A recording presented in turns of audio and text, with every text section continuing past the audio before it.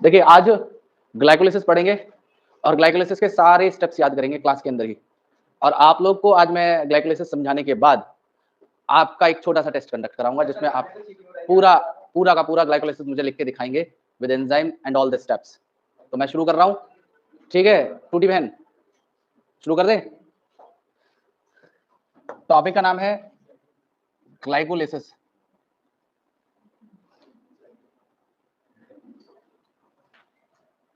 देखिए, ग्लाइकोलिसिस एक common pathway होता है।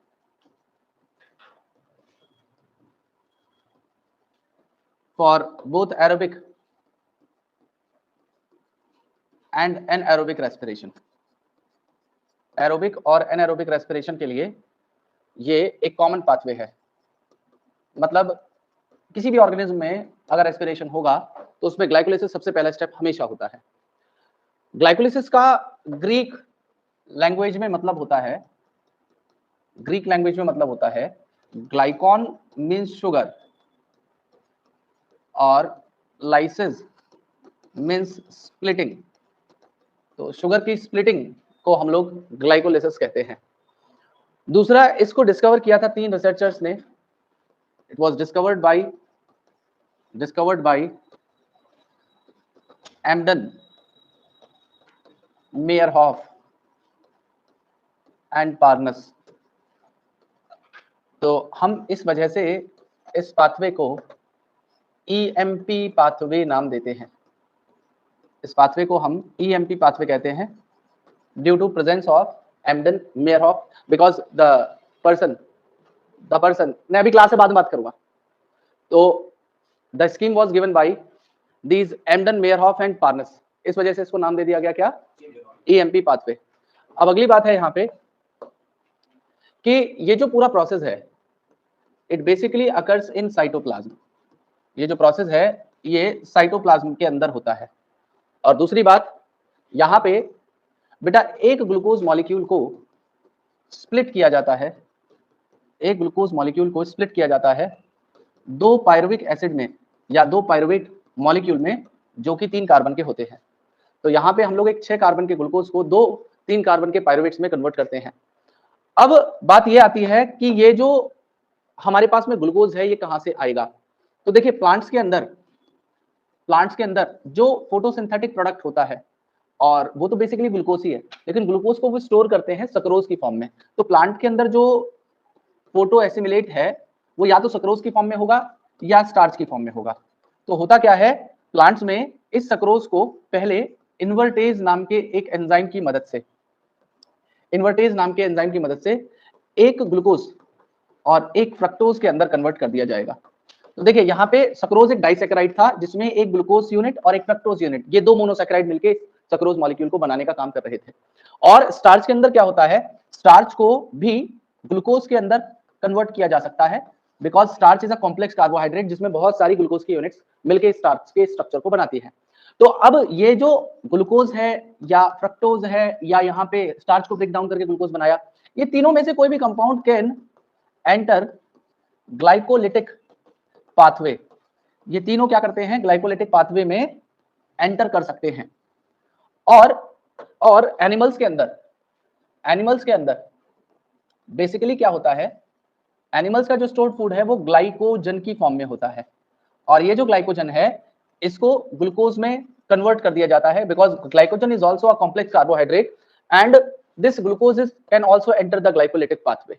अब एक चीज और याद रखिएगा कि ये जो मैंने आपको बताया है ये ग्लाइकोलिसिस, ये कॉमन प्रोसेस है एरोबिक और एनारोबिक प्रोसेस में। तो इसका मतलब ये है कि इसको ऑक्सीजन की कोई रिक्वायरमेंट नहीं है। तो this process does not required any oxygen concentration.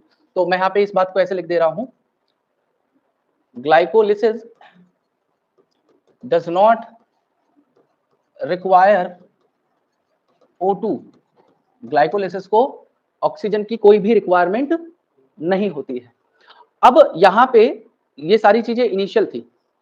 अब अगली बात है कि ये जो ग्लाइकोलिसिस था इसमें टोटल स्टेप्स कितने हैं? तो ये एक 10 स्टेप का प्रोसेस है और इन 10 स्टेप में से को हम लोग 2 मेन फेजेस के अंदर डिवाइड कर सकते हैं।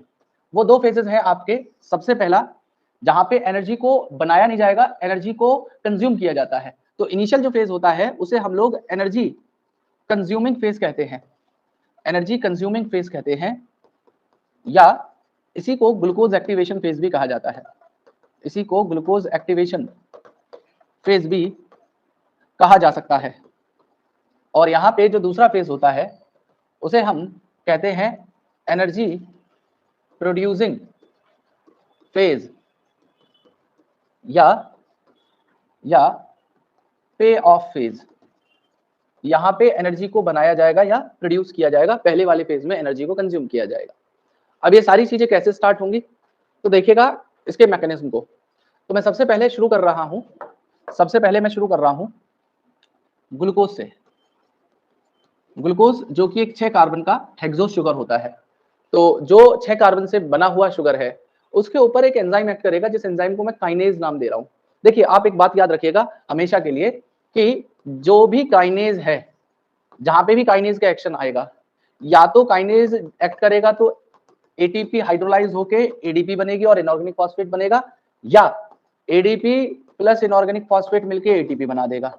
जहां पे भी काइनेज एक्ट करेगा फॉस्फोराइलेशन होगा, मतलब फॉस्फेट को या तो निकाला जाएगा या फॉस्फेट को किसी के साथ में जोड़ा जाएगा। ये काम है किसका? काइनेज का। मेरी बात क्लियर है?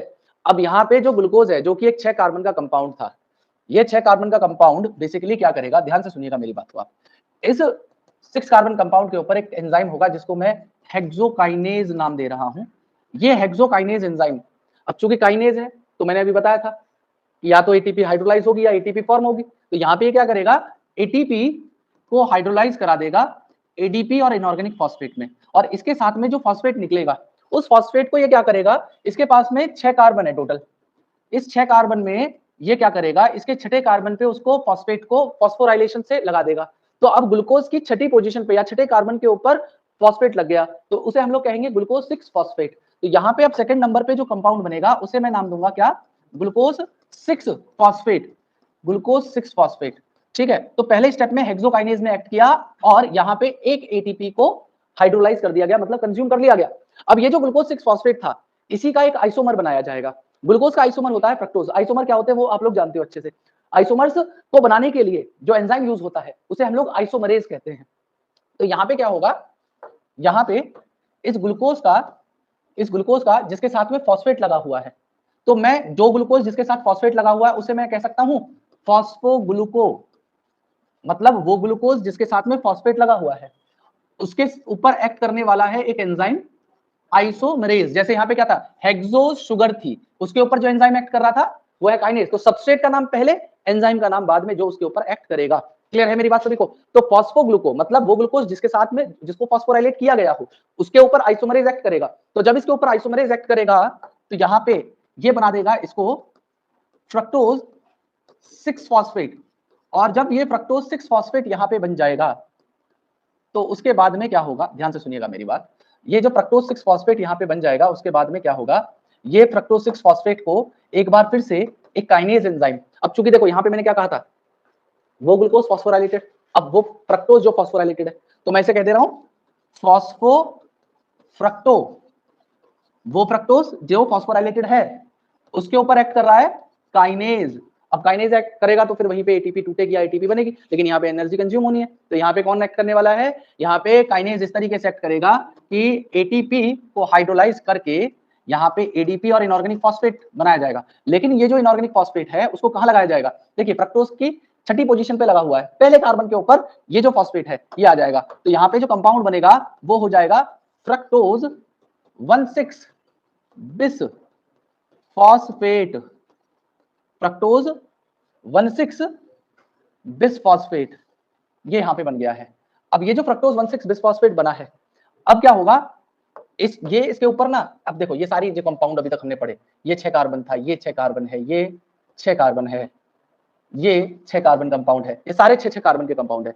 अब एक एल्डोलेज नाम का एंजाइम आएगा और एल्डोलेज क्या करेगा बेटा, इस 6 कार्बन के फ्रक्टोज 1,6 बिसफॉस्फेट को 2 कंपाउंड में कन्वर्ट करेगा। अब देखो जब हम लोग के पास में 6 कार्बन की शुगर थी तो उसे हम लोग हेक्सोज शुगर कह रहे थे। तो अगर 3 कार्बन से बनी कोई शुगर होगी तो उसे ट्रायोज शुगर कह देंगे, और वो ट्रायोज शुगर जिसके साथ में फॉस्फेट जुड़ा हो उसे ट्रायोज फॉस्फेट कह देंगे। क्लियर है मेरी बात? तो ये क्या करेगा, ये जो 6 कार्बन का कंपाउंड था, 1 2 3 4 5 6, तो इस 6 कार्बन के ऊपर एल्डोलेज क्या करेगा, इन 3 कार्बन का एक कंपाउंड बना देगा, इन 3 कार्बन का एक कंपाउंड बना देगा, इसके साथ में फॉस्फेट जुड़ा होगा, एक इसके साथ में फॉस्फेट रहेगा। तो ये पहला ट्राइओस फॉस्फेट, ये दूसरा ट्राइओस फॉस्फेट, जो किसने बनाया, एल्डोलेज ने बनाया। तो अब क्या हुआ, नेक्स्ट स्टेप में देखिएगा, यहाँ पे एल्डोलेज एंजाइम एक्ट करेगा और ये एल्डोलेज एक्ट करके क्या करेगा, इस फ्रक्टोज 1,6 बिसफॉस्फेट को 2 कंपाउंड में कन्वर्ट कर देगा, और वो जो कंपाउंड होंगे यहाँ पे ये भी ट्राइओस फॉस्फेट होगा और दूसरा वाला भी ट्राइओस फॉस्फेट होगा।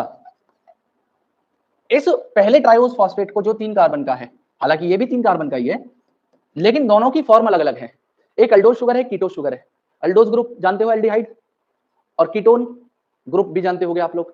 तो ये जो पहला वाला कंपाउंड बनेगा, ये अल्डोज फॉर्म होगी शुगर की, और इस अल्डोज फॉर्म को हम लोग नाम देते हैं ग्लिसरल्डिहाइड, क्योंकि एल्डिहाइड ग्रुप जुड़ा हुआ है, तो हम इसे नाम देंगे ग्लिसरल्डिहाइड 3 फॉस्फेट। और ये जो कीटोस फॉर्म होगी इसे कहेंगे हम लोग dihydroxy acetone phosphate, dihydroxy acetone phosphate. अब याद रखना, ये जो फॉर्म है ये कीटोस फॉर्म है, और ये जो फॉर्म है ये एल्डोज फॉर्म है, ठीक है। तो ये जो कीटोस फॉर्म है, इससे आगे ग्लाइकोलिटिक पाथवे कंटिन्यू नहीं हो सकता, एल्डोज फॉर्म आगे ग्लाइकोलिसिस को कंटिन्यू करती है। तो यहाँ पे क्या किया जाता है, ये जो डाइहाइड्रोक्सी एसीटोन है और ये जो ग्लिसरल्डिहाइड 3 फॉस्फेट है, ग्लिसरल्डिहाइड 3 फॉस्फेट को G3P कह रहा हूं और इसे डाइहैप कह दे रहा हूं, तो ये दोनों आपस में फॉर्म क्या हो सकती हैं, इंटर कन्वर्टेबल फॉर्म है। ये बना सकता है और ये इसको भी बना सकता है, लेकिन जो एंजाइम इसको ऊपर एक्ट करेगा वो भी आइसोमरेज ही होगा, लेकिन उसको नाम देंगे हम लोग फॉस्फोट्रायो आइसोमरेज या triose phosphate isomerase, triose phosphate isomerase. मतलब वो एंजाइम जो बेसिकली इन ट्रायोस शुगर के आइसोमर्स को बना सकता हो, इस फॉर्म को इसमें कन्वर्ट कर सकता हो, इस फॉर्म को इसमें कन्वर्ट कर सकता हो, वही है ये आइसोमरेज, और वो आइसोमरेज जो ट्रायोस शुगर के ऊपर एक्ट कर रहा है। क्लियर है मेरी बात सभी को? तो ये वाली जो शुगर है, ये जो डाइहैप थी वो G3P बन जाएगी, मतलब डाइहाइड्रोक्सी एसीटोन फॉस्फेट क्या बना लेगा, ग्लिसरल्डिहाइड 3 फॉस्फेट को बना लेगा। अब ये इसमें कन्वर्ट हो गया तो ये मॉलिक्यूल कितने हो जाएंगे, 2 हो जाएंगे, नहीं हो जाएंगे? मतलब ये वाला जब इसमें कन्वर्ट हो गया तो 2 ग्लिसरल्डिहाइड फॉस्फेट बन जाएंगे। अब जो भी प्रोसेस होगा, मतलब चाहे कोई भी प्रोसेस होगा, कुछ भी वहां बने टूटे, सब 2 के रेस्पेक्ट में बात करेंगे, क्योंकि यहाँ पे अब 2 मॉलिक्यूल हैं। मेरी बात क्लियर है आपको सभी को? तो यहाँ पे अब आगे की बात सुनिएगा, ये जो ग्लिसरल्डिहाइड 3 फॉस्फेट है, आवाज कहां से आई? देखिए यहाँ पे क्या होगा आगे, ये ग्लिसरल्डिहाइड 3 फॉस्फेट, ये एक तो तुम लेट आई, ऊपर से गेट भी बंद करा तुमने, ठीक है, वो गेट खुला हुआ है, इसकी वजह से आ रही है आवाज। कहां से आई उठ के? हैं इधर देखिए, ये जो ग्लिसरल्डिहाइड 3 फॉस्फेट है, इस ग्लिसरल्डिहाइड 3 फॉस्फेट के ऊपर जो एंजाइम अब एक्ट करेगा, वो उस एंजाइम का नाम है डिहाइड्रोजिनेज। लेकिन अब वो एक्ट कर रहा है ग्लिसरल्डिहाइड 3 फॉस्फेट के ऊपर, तो उसे मैं नाम दे दे रहा हूं ग्लिसरल्डिहाइड 3 फॉस्फेट डिहाइड्रोजिनेज। अब देखो डिहाइड्रोजिनेज है, तो डिहाइड्रोजिनेशन का मतलब आप हाइड्रोजन का निकाल देना, तो हाइड्रोजन निकल के कहां जाएंगे, तो उस बात को भी समझिएगा। तो यहाँ पे एक एंजाइम एक्ट करने वाला है, मैं देखो यही पूरी बात है, इसी को मैं शॉर्ट में लिख रहा हूँ G3P, यहीं पे आप इसे ग्लिसरल्डिहाइड 3 फॉस्फेट अलग अलग भी लिख सकते थे, G3P डिहाइड्रोजिनेज, ये एंजाइम का नाम है।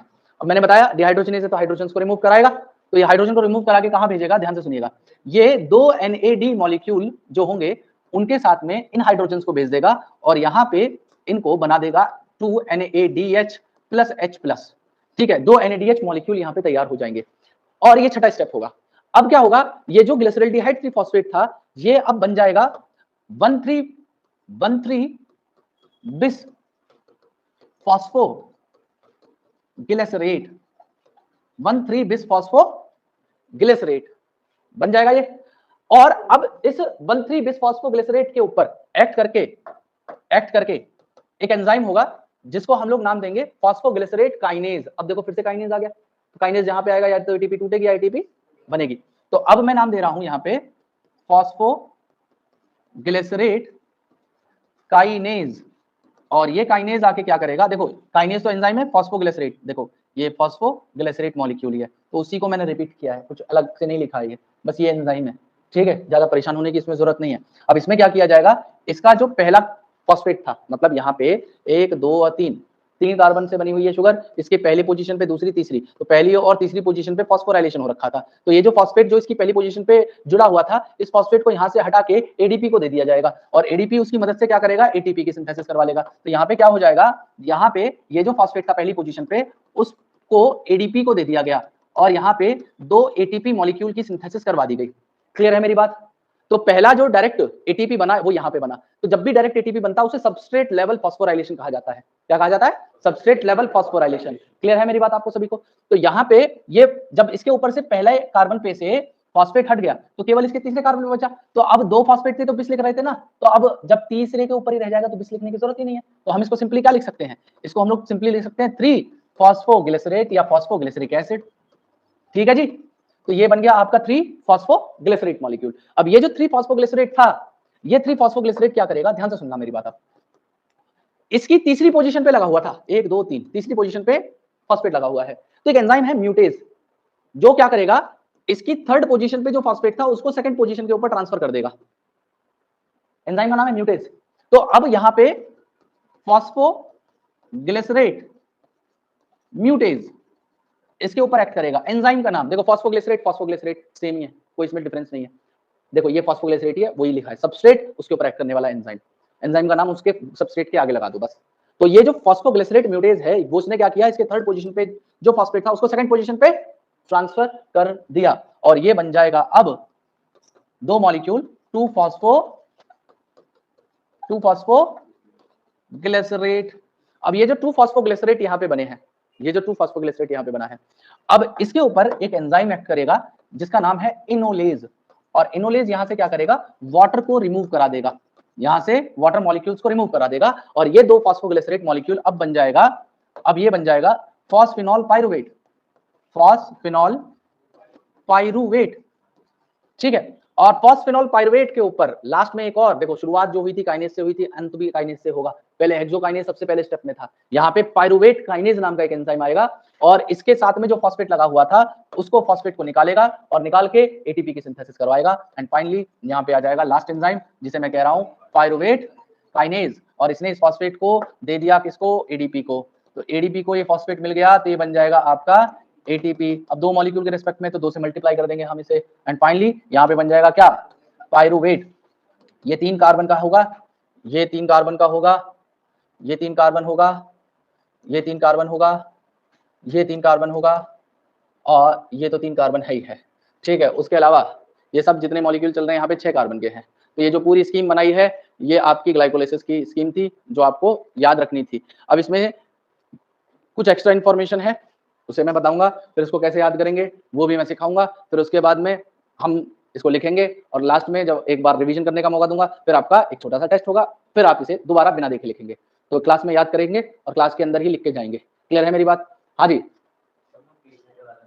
सॉरी पेसमेकर अभी बताऊंगा ना, वो एक्स्ट्रा इन्फॉर्मेशन में आएगा ना, pacemaker of glycolysis फॉस्फोफ्रक्टोकाइनेज reversible irreversible, ये सारी चीजें बताऊंगा, अभी बताऊंगा ना, एकदम थोड़ी बताऊंगा, पहले तो सही से बताऊंगा तरीके से, सीक्वेंस ब्रो सीक्वेंस। ऐसा थोड़ी है कि पहले क्या नाम है खाने के लास्ट वाले आइटम खा लो और उसके बाद में स्टार्टर्स को बाद में खाएंगे। पहले स्टार्टर ही खाए जाते हैं ना, स्टार्टर खाने के बाद में धीरे धीरे आगे बढ़ा जाता है।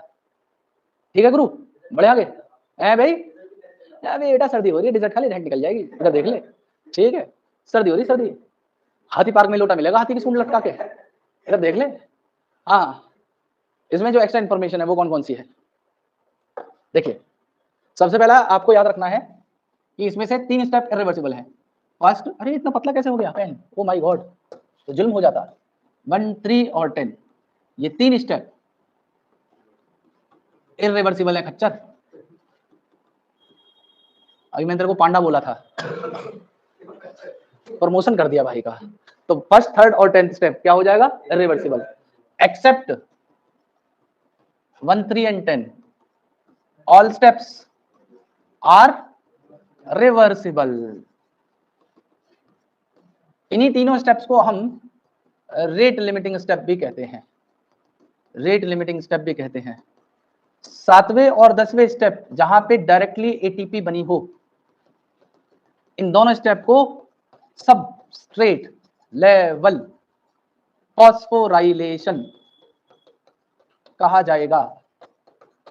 उसके बाद उस भाई की बात मानते हुए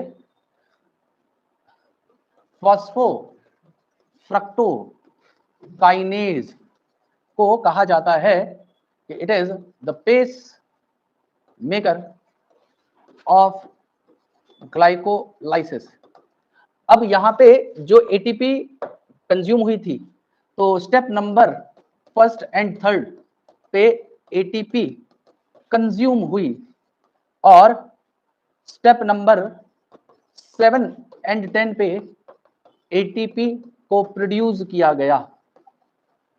7वें स्टेप पे 2 एटीपी बनी थी और 10वें स्टेप पे 2 एटीपी बनी थी। पहले स्टेप पे 1 एटीपी कंज्यूम हुई थी, तीसरे स्टेप पे 1 एटीपी कंज्यूम हुई थी और स्टेप नंबर 6 पे 2 NADH plus H plus molecule को सिंथेसाइज कर दिया गया। क्लियर है मेरी बात सभी को? अब देखो ये तो मेरे को बताना था इससे रिलेटेड इंफॉर्मेशन। अब ये जो यहाँ पे अगर आपसे पूछा जाए कि इसमें कितनी एनर्जी का नेट गेन होता है तो ध्यान से सुनिएगा। देखिए अगर मैं इसके नेट गेन की बात करूं तो total ATP that were produce are 4, out of which ATP which were consumed during first and third step were 2 ATPs. So the net gain will be 2 ATP. ये इसका नेट गेन निकल के आएगा। अगली बात, एरोबिक और एनएरोबिक रेस्पिरेशन में glycolysis का के बने हुए जो एनर्जी मॉलिक्यूल है उनका क्या आगे फेच होगा। तो देखिए यहां पे अगर मैं बात करूं ग्लाइकोलिसिस के जो प्रोडक्ट थे जिसमें 2 एटीपी और 2 NADH2 मॉलिक्यूल हुआ करते थे, इन दोनों का आगे चल के क्या होगा तो ध्यान से सुनिएगा। अगर एरोबिक रेस्पिरेशन होगा तो यहां पे रिजल्ट कुछ और होगा। जो ग्लाइकोलिसिस का फाइनल प्रोडक्ट था 2 एटीपी और 2 NADH, देखो ये तो डायरेक्ट एटीपी बनी थी, ये तो एज इट इज स्टोर रहेंगी। ये जो 2 NADH बने थे इनमें से एक NADH मॉलिक्यूल को 3 एटीपी बनाया जाता है। तो सपोज करो एक NADH मॉलिक्यूल को 3 एटीपीज में कन्वर्ट कर दिया जाएगा तो टोटल 2 NADH कितने में, टोटल 6 एटीपी यहाँ पे बन जाएंगी। तो हमारे पास में 6 और 2 8, तो यहाँ पे 8 एटीपी प्रोड्यूस होती हैं इसके अंदर एरोबिक रेस्पिरेशन के अंदर। क्लियर है मेरी बात आपको? लेकिन एनारोबिक रेस्पिरेशन में जो फाइनली ग्लाइकोलिसिस हुआ था उस ग्लाइकोलिसिस से जो आए थे आपके 2 एटीपी और 2 NADH, तो आगे चल के क्या किया जाता है, इन 2 NADH को यूटिलाइज कर लिया जाता है फर्मेंटेशन में। इन दोनों NADH को फर्मेंटेशन में यूटिलाइज कर लिया जाता है तो ये दोनों खत्म हो जाते हैं। तो जो नेट गेन बचता है वो यहाँ पे केवल कितना बचता है, 2 एटीपी का। तो दोनों में ग्लाइकोलिसिस से एक में 8 एटीपी मिलती है और दूसरे में 2 एटीपी मिलेंगी। क्लियर है मेरी बात सभी को? पक्का? अब आगे की बात सुनिएगा। देखिए इसको याद कैसे करना है, इन सारे स्टेप्स को हाउ टू रिमेम्बर। तो देखिए मैं इसकी शॉर्ट फॉर्म से आपको याद करवाऊंगा। लो इधर मैं इसको सबको हटा दे रहा हूं। पहला एक तो आप हमेशा याद रखना, जब भी आप कुछ सी चीज को लिखोगे तो आप हमेशा स्टेप्स भी लिखना ताकि आपको एनर्जी बनाने में आसानी हो कि किस स्टेप पे एनर्जी, क्योंकि वो स्टेप याद करोगे तो ये भी याद रहना चाहिए। तो देखो पहले स्टेप ये रहा, दूसरा, तीसरा, तो देखो फर्स्ट और थर्ड पे एटीपी हाइड्रोलाइज हुई है। क्लियर है मेरी बात आपको? फिर उसके बाद में ये चौथा स्टेप है, ये जो कन्वर्जन हो रहा है ये 5वां स्टेप है, ये वाला स्टेप छठा है, ये 7वां स्टेप है, ये 8वां स्टेप है, ये 9वां स्टेप है और देखिए ये हो गया 10वां स्टेप। तो यहाँ पे जो छठा स्टेप था यहाँ पे देखिए आपको देखने के लिए मिलेगा 2 NADH की सिंथेसिस हो रही है और 7वें और 10वें स्टेप पे 2 ATP सिंथेसाइज हो पा रही हैं। तो आप इस तरीके से इन सारी चीजों को याद रख सकते हो। अब देखो इसको कैसे याद करना है, तो इसको याद करने का तरीका मैं बता रहा हूँ, ठीक है। मैं अलग ही स्लाइड ले रहा हूँ ताकि आपको आगे समस्या ना हो। एक बार थोड़ा सा सभी लोग फोकस करके इधर देखेंगे। देखिए आपको याद करना है G2F2T3P3, ठीक है, G2F2T3P3। अब देखो कैसे, ग्लूकोज 6 फॉस्फेट, ठीक है। तो ये दोनों मॉलिक्यूल क्या हो गए, शुरुआत वाले G2, इन दोनों के बीच में एंजाइम हो गया हेक्सोकाइनेज, है, यहाँ पे एक एटीपी को हाइड्रोलाइज कर लीजिए एक एडीपी में, है, ये जो ग्लूकोज 6 फॉस्फेट था इससे बना दीजिएगा आप फ्रक्टोज 6 फॉस्फेट। फ्रक्टोज 2 बनाने ना, उसके बाद में फिर से काइनेज आएगा और इसे कर देगा किसमें, फ्रक्टोज 1,6 बिसफॉस्फेट में। ठीक है, तो यहाँ पे हेक्सोकाइनेज था, यहाँ पे कौन सा एंजाइम आ जाएगा, आइसोमेरेज, तो ग्लूकोज फॉस्फेट आइसोमेरेज। ठीक है, और उसके बाद यहाँ पे आ जाएगा फॉस्फोफ्रक्टो काइनेज, और काइनेज आने के बाद एक और फिर से एटीपी तोड़ दीजिएगा, फिर से एडीपी बन जाएगा, और ये जो एक इनऑर्गेनिक फॉस्फेट गया वो इसके पहले उस पर चला गया, इसलिए 1,6 बिसफॉस्फेट हो गया। फिर उसके बाद में देखो ये दोनों कंप्लीट हो गए, 2 ग्लूकोज 2 फ्रक्टोज हो चुके हैं। अब T3 मतलब ट्रायोस फॉस्फेट के 3 मॉलिक्यूल बनाने। अब आप क्या करिए, इसको एल्डोलेज की मदद से तोड़ दीजिएगा। एल्डोलेज याद रखना, यहाँ पे बन जाएगा डाइहाइड्रोक्सीसीटोन फॉस्फेट, इससे तो कोई मतलब नहीं है, हमें इसे G3P बनाना है, ग्लिसरॉल्डिहाइड 3 फॉस्फेट, तो इसको कन्वर्ट कर दीजिएगा ट्रायोस फॉस्फेट आइसोमरेज से। फिर यहाँ पे 2 मॉलिक्यूल लिख दीजिएगा, 2 मॉलिक्यूल से कंटिन्यू कीजिएगा। अब यहाँ पे ग्लिसरॉल्डिहाइड 3 फॉस्फेट डिहाइड्रोजिनेज आ जाएगा। ठीक है, डिहाइड्रोजिनेज आ जाएगा, और ये बन जाएगा आपका 1,3 बिस फॉस्फोग्लिसरेट, तो 1,3 बीपीजी रेट याद कर लीजिएगा आप इसे। ठीक है, अब यहाँ पे 2 डिहाइड्रोजिनेशन हुआ था, तो 2 NADH की सिंथेसिस करवा दीजिएगा। ठीक है जी, यहाँ पे 2 NADH बना दीजिएगा आप इस स्टेप पे। फिर उसके बाद में ये छठा स्टेप हो गया। अब यहाँ पे से एक फॉस्फेट को निकाला जाएगा, फिर से काइनेज एक्ट करेगा, तो यहाँ पे फॉस्फोग्लिसरेट काइनेज एक्ट करेगा और इसको बना देगा 3PG रेट, है 3 फॉस्फोग्लिसरेट बना देगा। तो यहाँ पे आपको ये हो गया 3, इसके बाद में आ जाएगा फॉस्फोग्लिसरेट म्यूटेज, म्यूटेज से क्या करेगा 2PG रेट बना देगा, 2 फॉस्फोग्लिसरेट बना देगा, 2 फॉस्फोग्लिसरेट। अच्छा, जहां काइनेज था वहां पे 2 ATP और सिंथेसाइज कर दीजिएगा। ठीक है जी, क्योंकि इसके इस फॉस्फेट को तो इसमें फॉस्फोराइलेशन में यूज किया गया था। फिर उसके बाद में 2 फॉस्फोग्लिसरेट को आगे एनोलेज से एक्ट करवाइएगा, एनोलेज से इसमें से वाटर निकाल दीजिएगा। यहाँ पे ये 2PG रेट क्या बन जाएगा, फॉस्फेनॉल पायरुवेट, और पायरुवेट के ऊपर, फॉस्फेनॉल पायरुवेट के ऊपर पायरुवेट काइनेज का एक्शन करवा दीजिएगा, और बना दीजिएगा यहाँ पे क्या, पायरुवेट को, और यहाँ पे ATP बना दीजिएगा 2। तो आप देखिए